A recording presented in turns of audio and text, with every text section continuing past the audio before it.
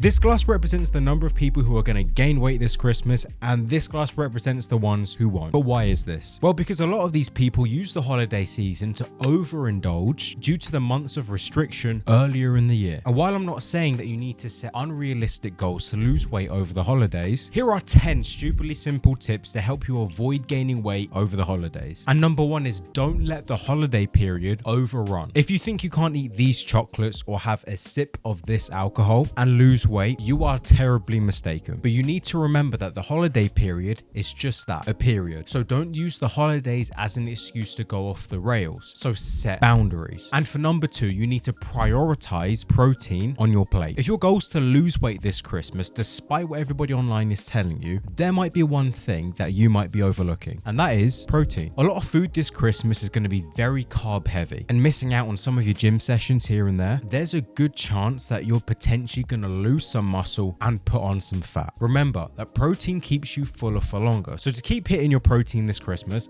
this is my top tip: to make your plate half protein based. Now, I'm not saying that calories aren't important, because they are, but just don't let your protein intake fall behind. And one thing that you guys might be overlooking is tip number 3, and that is the use of preventative measures. One thing that people realize far too late within their weight loss journey is that prevention is better than a cure, and this is what's going to prevent you from gaining weight this Christmas. So early in the day, prioritize high protein, low calorie, voluminous foods. These are going to help you stay full, and that means that you're going to consume less calories. And with that out of the way, our next tip is going to be portion control. If you can't relate to this situation, you are lying and you know it. How many of you have been to a gathering or an event where there's food around? You pile your plate to the ceiling, and before you're about to walk away, you're thinking to yourself, this is probably too much food, but you still walk off with it anyway. And listen, I'm guilty of this too, but it's behavior like this that's going to cause significant weight gain. Now, there are two methods that I've used to deal with portion control. For method one, you're going to take your normal portion size and then add a little bit on top. So if you do need more, and if you're still hungry, you already have a little buffer that's already in place, which in theory is going to prevent you from getting seconds. Or you can opt for method number 2, and this is taking a small portion and having a little bit of everything and then going back if you feel like you need more. Now, I much prefer method 1, and that's currently what I'm doing, as having to go back and forth, in my opinion, just presents a new opportunity and another fight for you to try and not mess up. I don't know why you'd put more pressure on yourself, but each to your own. Do whatever works for you. And what's really worked for me these past 2 years is following tip number 5, which is not tracking your calories on these special days. I don't care what anybody says online, but you are not tracking a single calorie on Christmas Eve, on Christmas Day, on Boxing Day, in New Year's, and New Year's Eve. At least I'm not anyway. And sometimes our fitness and our weight loss goals can blind us from what's really important in life. Remember,